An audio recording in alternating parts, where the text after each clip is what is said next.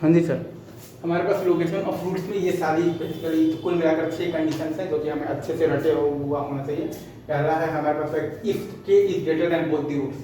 तो एक लगता है आपके पास D is greater than equal to 0, एक लगता है आपके पास k is greater than minus b by 2 है, और एक लगता है आपके पास ए एफ के इज ग्रेटर देन 0। अगर मैं बोल देता हूँ D is greater than equal to 0, k is greater than minus b by 2 है और ए एफ के इज ग्रेटर देन 0। दूसरा केस आपके पास लाइक इफ के is less than both the roots,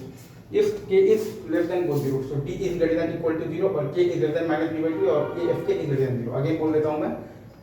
d is greater than equal to 0 और k is greater than minus b by 2 है और a f k is greater than 0। अब आपके पास जो तीसरा केस आता है वो ये है कि basically k lies between the roots, k lies between the roots में आता है आपके पास a f k is less than 0, a f k is less than 0। k lies between the roots तो a f k is less than 0। बस आपको d पर लगाने का जरूरत नहीं है, और क्यों नहीं है मैं आपको बता चुका हूँ, क्योंकि तो ए एफ के इज लेस देन 0 लगाने का मतलब ही है कि बेसिकली जो के है वो दोनों रूट्स के बीच में लाई कर रहा है, तो D is greater than 0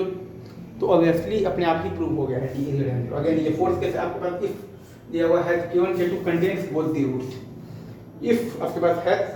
k1 k2 contains both the roots, तो इसमें हम लोग देख रहे हैं कि डी इज ग्रेटर देन मतलब कि इक्वल टू 0 है, इसमें हम लोग देख रहे हैं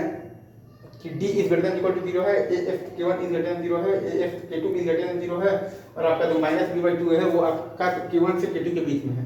अगेन मैं फिर से बोल देता हूँ, इसमें आपके पास है बेसिकली तो d is greater than equal to 0 है, a f k1 is greater than 0 है, a f k2 is greater than 0 है, और आपका जो माइनस b बाई 2 है वो आपका k1 से k2 के बीच में है। अगेन बोल देता हूँ d is greater than equal to 0, a f k1 is greater than 0, a f k2 is greater than 0, और आपका जो माइनस b बाई 2 है वो आपका k1 से k2 के बीच में है। अगेन ये केस फिफ्थ केस वो ये कहता है कि इफ आपके पास k1 से k2 का जो इंटरवल है is content between the roots, जो इंटरवल है ना बेसिकली k1 से k2 का वो दोनों रूट्स के बीच में है बेसिकली कंटेंट है। इफ इंटरवल मतलब कि इफ इंटरवल बेसिकली तो k1 to k2 is content between the roots, if interval k1 to k2 is content between the roots, तो इसमें आपके पास आता है basically A F k1 is less than 0 और A F k2 is less than 0। इसमें आपके पास आता है बेसिकली तो A F k1 is less than 0 और A F k2 is less than 0। If interval basically तो k1 से k2 is content between the roots, इसमें आपके पास आता है basically A F k1 is less than 0 और A F k2 is less than 0। Again ये सिक्स्थ केस है, लास्ट केस है, if exactly one root lies between k1 and k2, और क्या दिया हुआ है k1 and k2 are not the roots, if exactly one root lies between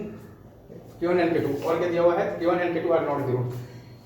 आपके पास लिखा हुआ है कि if exactly one root lies between k1 and k2, और क्या दिया हुआ है k1 and k2 are not the roots। तो इसमें आपको याद रखना है f1 into f2 is less than 0।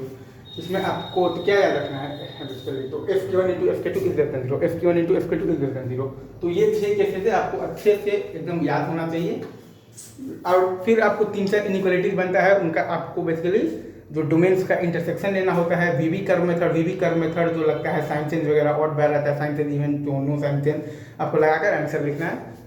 तो आई गेस आप समझ गए होंगे। अब हम लोग लोकेशन ऑफ रूट्स पर कुछ एक सवाल कर लेंगे, बहुत ज़्यादा कॉन्फिडेंस आ जाएगा, कुछ खास इसमें है नहीं, एक हवा बना हुआ है बस, ठीक है सर।